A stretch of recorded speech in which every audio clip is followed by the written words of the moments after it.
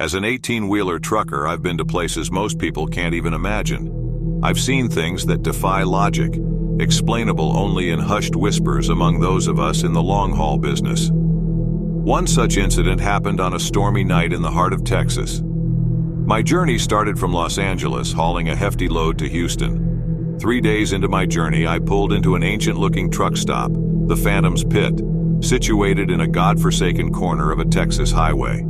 The place looked deserted, but the flickering neon sign assured me it was open. Weary from the drive, I parked my rig and descended from the cabin. The eerie silence of the night engulfed me, broken only by the muffled growls of my truck cooling down. The truck stop was like a remnant of an older, forgotten era, holding on to life by a thread.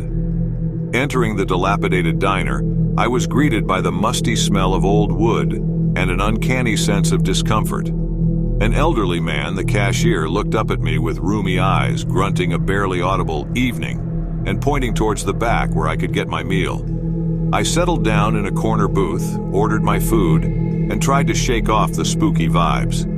As I waited for my food, I noticed old black and white photographs adorning the walls.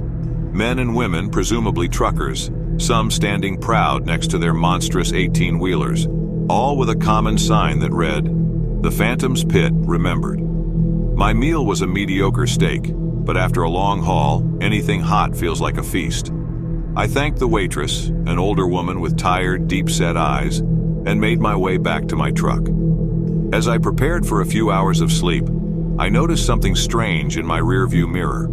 An old, rusted 18-wheeler parked behind me that I was sure hadn't been there before.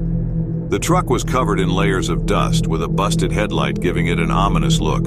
It looked straight out of one of those black and white photographs I'd seen inside. Feeling unsettled, I decided to check it out, hoping to find a rational explanation. I approached the truck cautiously, my footsteps echoing in the silence of the night. I knocked on the door, expecting no response. The door creaked open on its own, revealing an empty cabin, layered in the same thick dust. Suddenly, a cold wind swept past me, sending shivers down my spine. The headlights of the rusted truck flickered to life. Taken aback, I turned towards my truck only to see its headlights mirroring the activity. I froze. This couldn't be happening. Both the trucks were unmanned, yet it felt as if they were communicating in a language unknown to me. Then it started. A low humming noise, growing louder, resonating from the abandoned truck. A sorrowful symphony of forgotten tales. Images flooded my mind, glimpses of the people from the photographs, their joys, their sorrows, their untimely ends. I collapsed to my knees, overwhelmed. In that haunting chorus, I realized something. I was standing in their graveyard.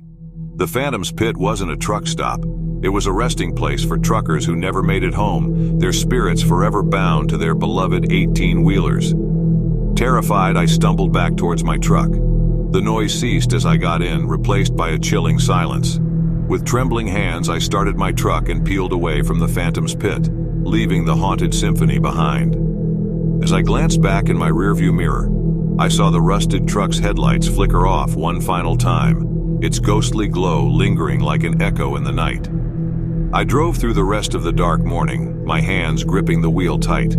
Every shadow made me jump, every noise made my heart pound.